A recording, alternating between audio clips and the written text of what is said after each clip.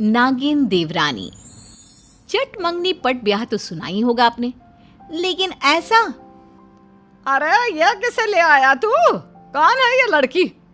हाय रे, कहीं शादी तो नहीं कर ली ना तूने इससे? देवर जी क्या हो गया आपको? आप तो ऑफिस के लिए निकले थे, ये शादी करके कैसे आ गए? हाँ, ऑफिस के लिए ही गया था, लेकिन रास्ते में मिल गई तो शादी कर ली। क्यों, नहीं करनी थी क्या? तभी बड़ा भाई आ जाता है। ये कैसी बात कर रहा है छोटे? शादी ऐसे थोड़ी ना होती है। तभी नई नवेली दुल्हन अपना घूंघट हटाती है। सभी उसका चेहरा देखकर डर जाते हैं। भैया, ये आपकी बीवी की आंखें कैसी नागिन जैसी है। तभी देवरानी मुंह खोलती है और पतली सी जीभ बाहर करती है जैसे कोई नागिन हो। इसकी तो जीभ भी किसी नागिन की जीभ की तरह है। हे भगवान, घोर अनर्थ हो रहा है इस घर में। अरे कौन है ये लड़की? खैर, सारी कहानी दरवाजे में हो जाती है और लड़का लड़की को लेकर घर के अंदर आ जाता है। कुछ दिनों बाद, अरे नागिन, माफ करना, नीलम, ये तुम क्या कर रही हो कटोरी में मुंह लगाकर? नीलम जैसे ही मुंह ऊपर करती है तो उसके मुंह पर दूध लगा होता है। जिठानी डर जाती है। ये क्या है? ऐसे कैसे दूध पी रही हो तुम किसी नागिन की तरह? देवरानी कुछ नहीं बोलती, बस जिठानी को घूरती रहती है। जिठानी सास के पास जाती है और सासू माँ जल्दी से सुनो। अरे क्या हो गया बड़ी बहू, क्यों इतनी डरी हुई है? सब ठीक तो है ना? अरे कहाँ ठीक है माँ जी, मैं तो अपनी मायके जा रही हूँ। सास डर जाती है। मैं भी तेरी माँ से काफी दिनों से नहीं मिली ना, चल जरा मैं भी उनके हाल चाल देख लूं। दोनों सास बहू फटाफट कपड़े पैक करके निकल ही रही होती है कि दरवाजे पर खड़ी होती है देवरानी। जेठानी पूछ लेती है, क्या हुआ नागिन? अरे नीलम नाम है उसका। फिर अचानक सास की नजर छोटी बहू की आंख पर पड़ती है। अरे बड़ी बहू, छोटी बहू की आंख में तो देखो। क्या है माँ, यहाँ डर के मारे मेरी हालत खराब हो रही है और आपको इसकी आंख की पड़ी है। देवरानी की आंख में ससुर की फोटो होती है। हाय रे माँ जी, इसकी आंख में तो ससुर जी की फोटो है।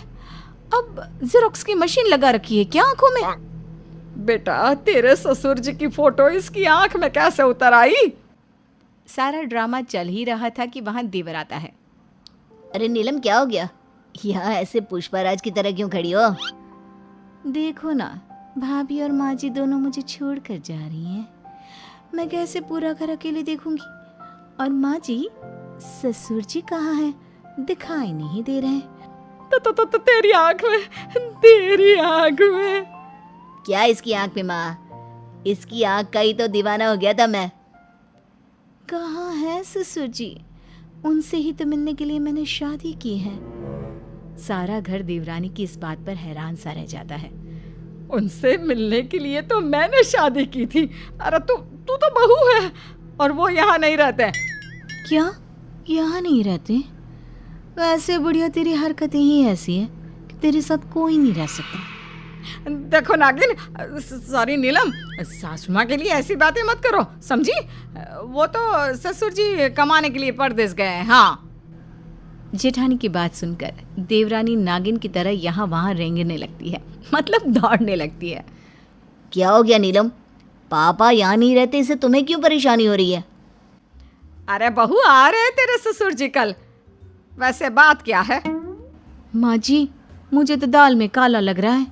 आखिर किसी ससुर के लिए बहू का इतना परेशान रहना। माजरा क्या है? अच्छा, कल आ रहे हैं, तब तो कल ही उनका काम तमाम कर मैं अपना बदला ले लूंगी। काम तमाम मतलब? मैं समझी नहीं बहू। नीलम संभल जाती है और कहती है, मतलब वो मेरी माँ ने मुझे ससुर जी को देने के लिए गिफ्ट्स दिए हैं ना, वो उनके हाथ में दे दूं। अच्छा, तेरी माँ ने मेरे लिए भी कुछ दिया है क्या? और बड़े भाई भाभी के लिए? अरे उनका भी तो हक बनता है ना। हाँ हाँ, तू ले ले पहले। अरे कहाँ से ये आ गई? ना मेरा बेटा घोड़ी चढ़ा, ना भाभी ने काजल डाला, ना सास की पैर पुजाई। ये सब क्या बकी, सॉरी, ये सब क्या बोली जा रही हैं आप? वैसे ससुर जी आ जाएं तो उनसे मिलकर मैं चली जाऊंगी। अरे कहाँ चली जाओगी? मैं क्या करूँगा तुम्हारे बिना? नहीं नहीं, मैं तुम्हें नहीं कहीं जाने दूंगा नीलम। पति के इतने प्यार भरे शब्दों से नागिन, सॉरी नीलम, इमोशनल हो जाती है और वो जैसे ही इमोशनल होती है उसका रंग नीला पड़ जाता है। अरे ये क्या हो गया नीलम को? ये नीली कैसे हो गई? अरे पता नहीं, मुझे तो इसमें इंसानों के गुण कभी दिखे ही नहीं। तो क्या जानवर है ये? नहीं भाभी, मेरी नीलम तो अप्सरा है जो परी लोक से आई है। माँ यही कहना चाहती थी ना आप? ये तो पता नहीं, फिलहाल तू इसे अपने कमरे में लेकर जा और इसे बोल के असली रंग में आ जाए। पति नीलम को लेकर कमरे में जाता है। मैं तुमसे ये कहना चाहती हूँ कि तुम ना मुझसे इतना प्यार ना किया करो। कैसी बात करती हो?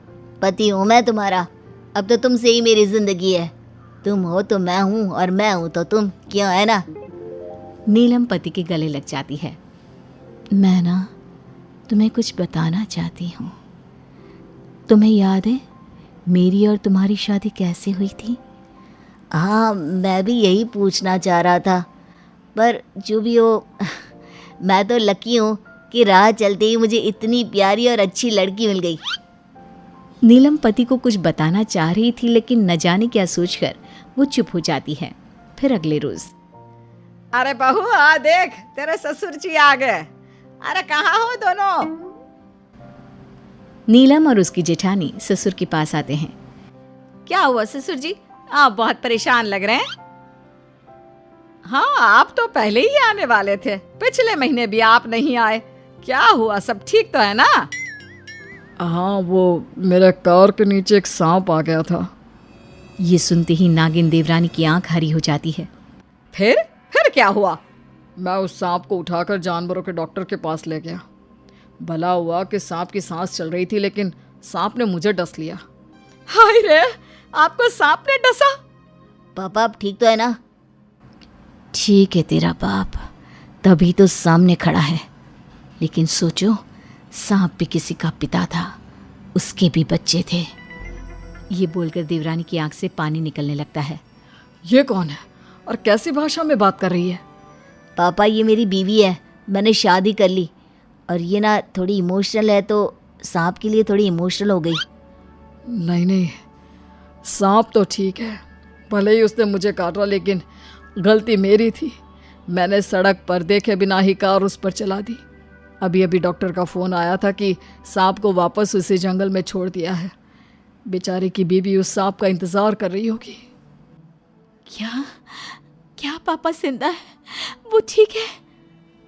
हाँ मेरे पापा तो ठीक है, सामने ही तो खड़े हैं। क्यों, क्या हो गया? तभी बेल बजती है और सामने एक महिला खड़ी होती है। माँ तुम? ये तुम्हारी माँ है? आइए आइए बहन जी। बेटा नीलम, अब घर जाने का वक्त आ गया है। तेरे पापा घर आ गए हैं, तू जिस काम के लिए आई थी वो नहीं करना। घर जाने का वक्त? ये क्या बात कर रहे हैं?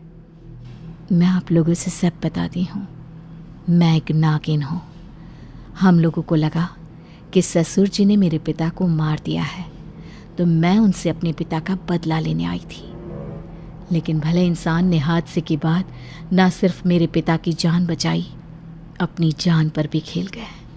मैं माफ़ी चाहती हूँ, मुझे इजाज़त दीजिए। नहीं नीलम, मैं तुम्हारे बिना नहीं रह सकता। अरे तो क्या नागिन के साथ रहेगा बेटा? नहीं, नीलम चाहे तो वो नागिन का जीवन छोड़ सकती है। हाँ माँ, आप मुझे नॉर्मल लड़की बना दीजिए। मैं अब इसी परिवार का हिस्सा रहना चाहती हूँ।